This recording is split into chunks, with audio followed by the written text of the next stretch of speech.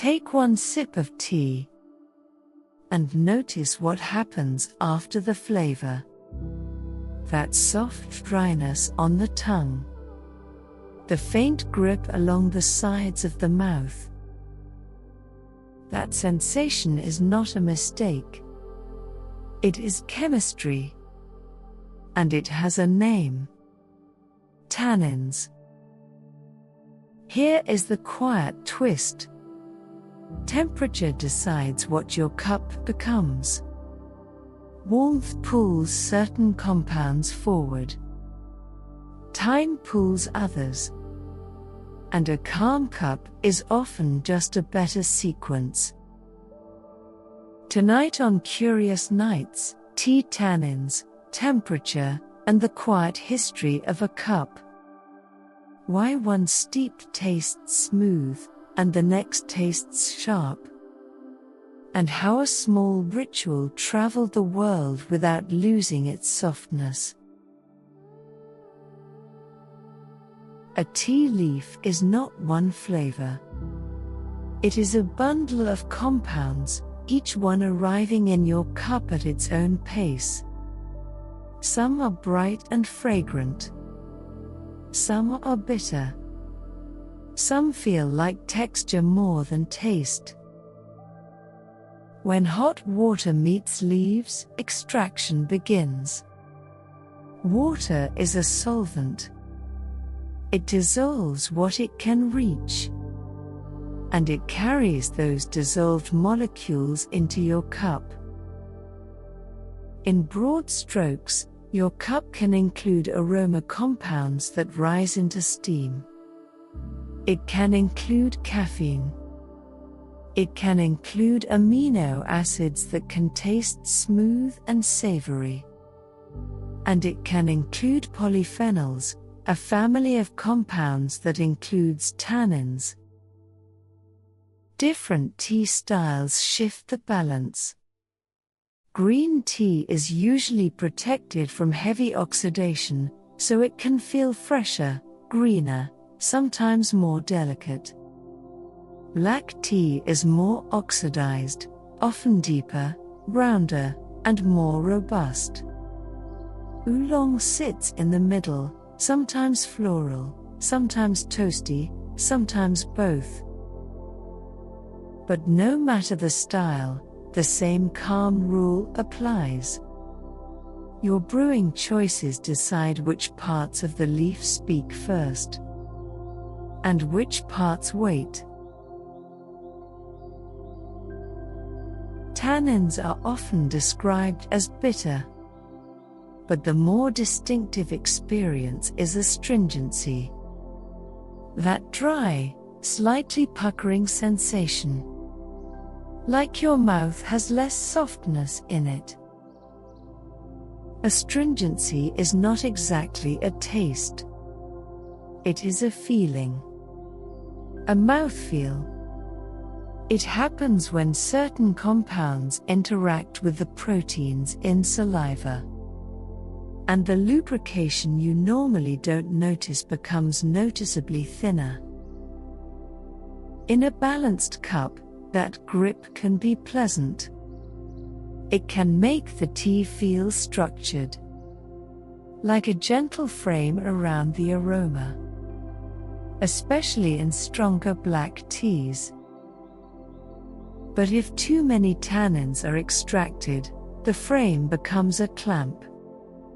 The cup can feel sharp, dry in a way that interrupts the calm, and sometimes bitter in a lingering way.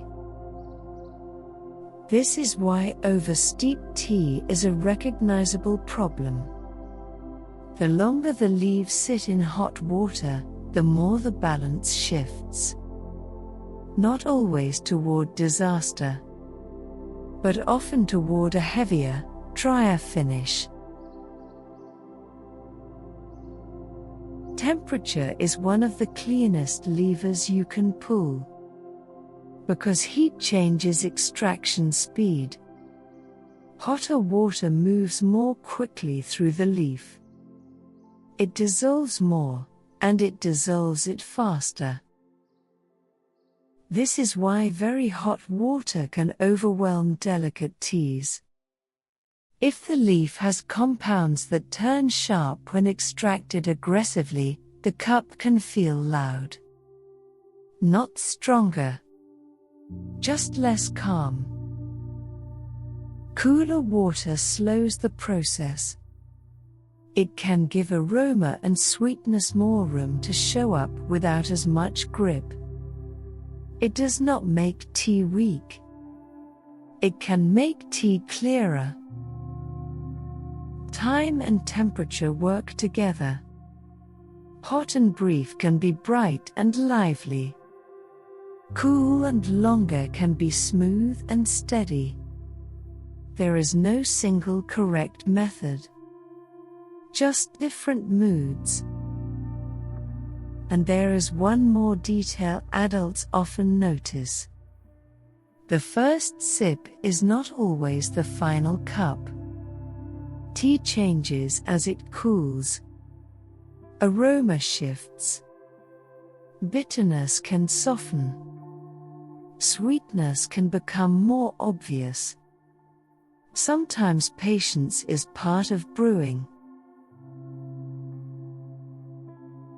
Beyond temperature and time, a few quiet choices change tannin extraction.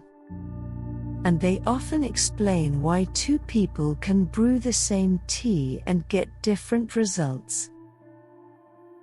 Leaf size is one. Smaller pieces expose more surface area.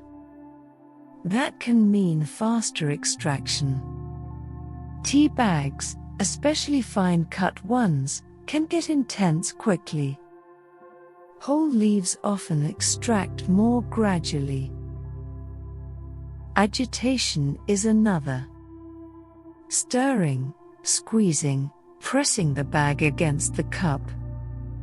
These actions move water through the leaf more forcefully. They can bring more tannins into the cup. Sometimes that is what you want. Sometimes it is what makes the cup feel harsh. Multiple short steeps can change the character too. Instead of one long extraction, you get a sequence. A first cup that is aromatic. A second that is rounder. A later steep that can be softer, like a quiet echo. And then there are additions. Milk can soften the experience for some teas. Not by removing tannins, but by changing how the cup feels in the mouth. Sweeteners can shift your attention away from bitterness. Lemon can brighten, but it can also make a very tannic cup feel sharper. It depends on the tea and on the mood you want. Tea is chemistry, but it is also culture. A leaf becomes a cup, and a cup becomes a pause that people recognize across centuries and languages. Long before tea was packaged for convenience, it was prepared with attention. Water heated carefully. Leaves handled with respect.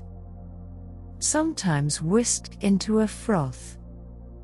Sometimes steeped again and again. Not to maximize productivity, but to shape an experience. As tea traveled, it adapted.